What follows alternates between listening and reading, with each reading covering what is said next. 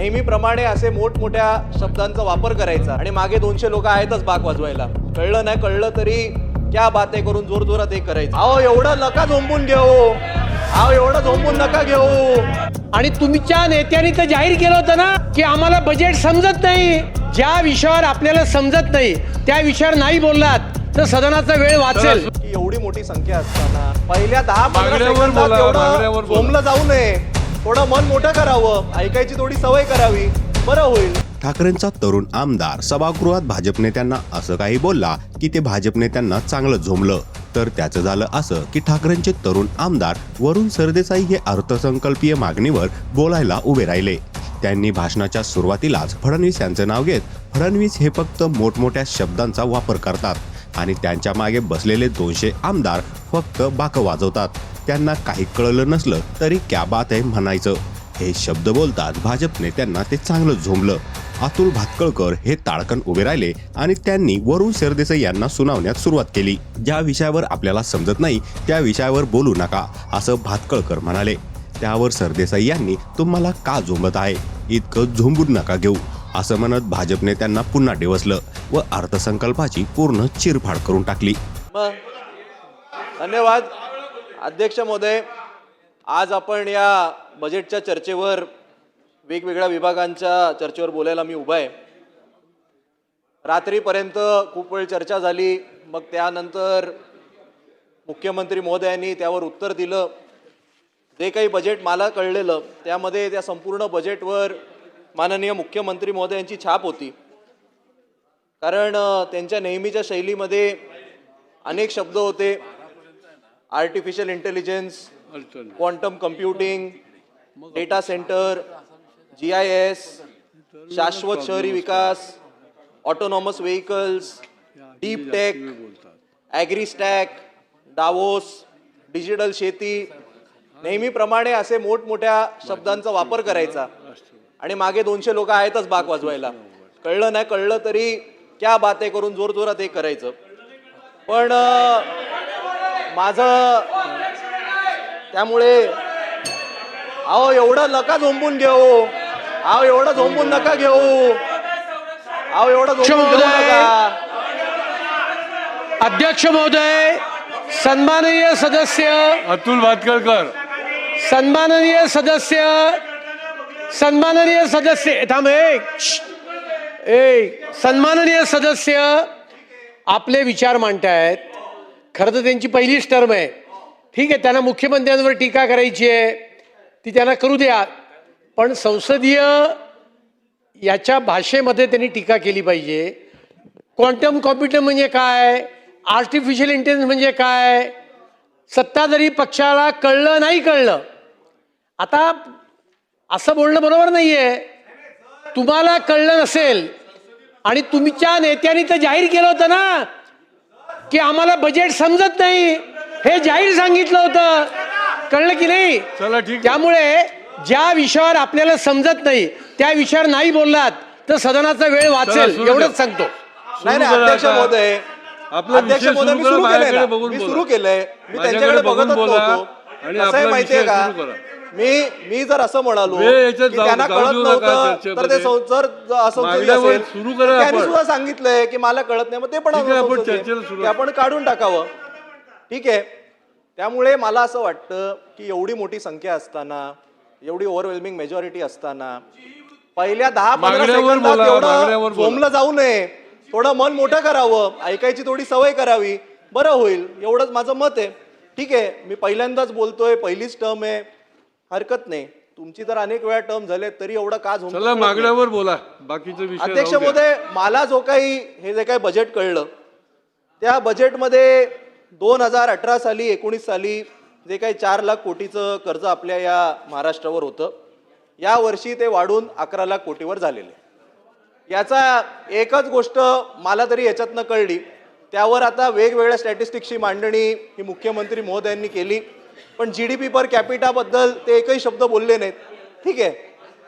अध्यक्ष महोदय, आजची ही जी चर्चा आहे ही नगर विकास, गृहनिर्माण या सगळ्या विभागावर आहे आणि म्हणून मी ज्या शहरातनं निवडून येतो त्या मुंबई शहरावर नक्की या बजेटमध्ये काय मिळालं हा माझ्या मनामध्ये प्रश्न आहे. आज यादी कुठे आहे? यादी मुंबई 3.0, मुंबई 4.0 अशा मोठमोठ्या घोषणा करण्यात आल्या. मुंबई 3.0 साठी काही निधी देण्यात आला. मुंबई 4.0 मध्ये आम्ही अमुक करू, आम्ही तमुक करू सांगण्यात आलं. पण माझ्या मनामध्ये हा मूळ प्रश्न आहे की मुंबई 1.0चं काय, हा ते तर मूळ मुंबईचं काय. मूळ मुंबईबद्दल काही सांगण्यात होत नाही. आणि म्हणून अध्यक्ष महोदय, आजची मुंबईची परिस्थिती काय आहे आणि आत्ताच्या मुंबईचा जो सगळ्यात ज्वलंत प्रश्न आहे ती म्हणजे बिघडलेला AQI, बिघडलेलं हवामान. या संदर्भात या संपूर्ण बजेटमध्ये आपण कुठल्या उपाययोजना करणार आहोत याबद्दल काही उल्लेख नाही. अध्यक्ष महोदय, मी वारंवार, हे आज तिसरं अधिवेशन आहे, जेव्हा जेव्हा मला बोलायची संधी मिळते मी शासनाला आपल्यामार्फत विनंती करतो की AQI आणि ढासळलेलं जे काही हवामान आहे या संदर्भात गांभीर्याने विचार करण्याची गरज आहे. पण ते होताना दिसत नाही, हे मला खेदजनक सांगावं असं वाटतं. आज अध्यक्ष महोदय, परिस्थिती अशी आहे की 100 मीटर समोरचं सुद्धा दिसत नाही. म्हातारे लोक असतील, लहान मुलं असतील, यांना दररोज ब्रॉन्कायटिस, अस्थमा, वेगवेगळे व्हायरल आजार हे होत आहेत. त्यावर शासन कुठेही गंभीर नाही. हे मला वाटतं एक अतिशय खेदजनक बाब आहे. आज अध्यक्ष महोदय, मुंबईला आपण $1 ट्रिलियन किंवा महाराष्ट्राला $1 ट्रिलियन इकॉनॉमीच्या आपण गोष्टी करतोय, आनंदाचं आहे, झालं सुद्धा पाहिजे. शेवटी राज्याचा विकास हा झाला पाहिजे. मुंबई ही आपल्या देशाची आर्थिक राजधानी आहे. आणि असं असताना सुद्धा आज सामान्य मुंबईकरांना 24 तास चांगलं पिण्याचं पाणी मिळू नाही शकत. ह्याच्याहून मोठी शोकांतिका असू शकत नाही. अध्यक्ष महोदय, जर आपण साधं मुंबईकरांना पाणी देऊ नाही शकलो तर मग आपण मोठ्या मोठ्या घोषणा करून उपयोग काय. अध्यक्ष महोदय, या संपूर्ण बजेटमध्ये गारगाईच्या धरणाबद्दल सांगण्यात आलं.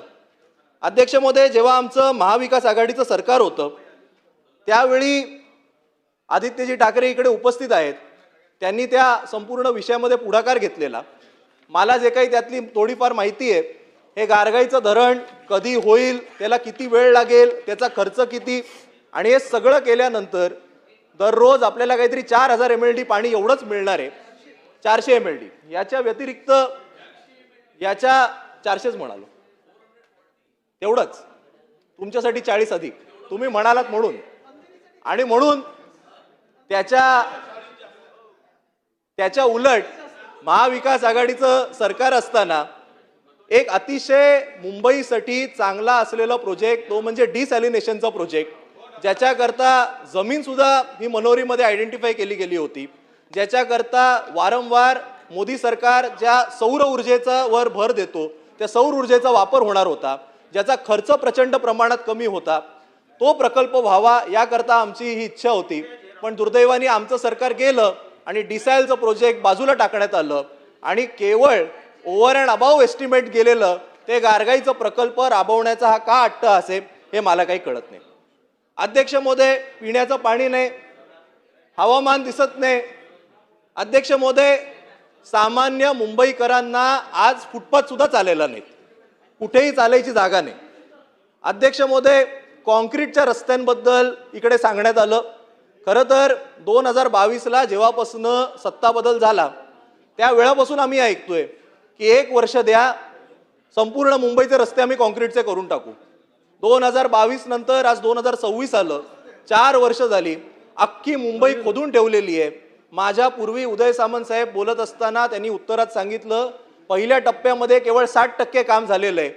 पण वस्तुस्थिती अशी आहे, पहिल्या टप्प्यामध्ये सुद्धा जे कॉन्क्रीटचे रस्ते बनवले ते आपल्याला परत एकदा खोदायला लागत आहेत, कारण रस्ते बनवत असताना त्याच्या खाली पाण्याच्या पाईपलाईन डॅमेज झालेल्या आहेत. अध्यक्ष महोदय, या कामामध्ये भ्रष्टाचार झालाय हे वारंवार विरोधी पक्ष म्हणून आम्ही ओरडतोच. पण 2 दिवसापूर्वी कुठे निघाले वाटतं, बाहेर गेले, सन्माननीय सदस्य योगेश सागर साहेब यांनी याच सभागृहात सांगितलं की कॉन्क्रीटच्या रस्त्यांच्या कामामध्ये M40च्या ऐवजी M20चा वापर केला जातोय. खरं म्हणजे ते असते तर त्यांनी दुसरा देखील दिला असता, कारण त्यांचं जे वक्तव्य आहे.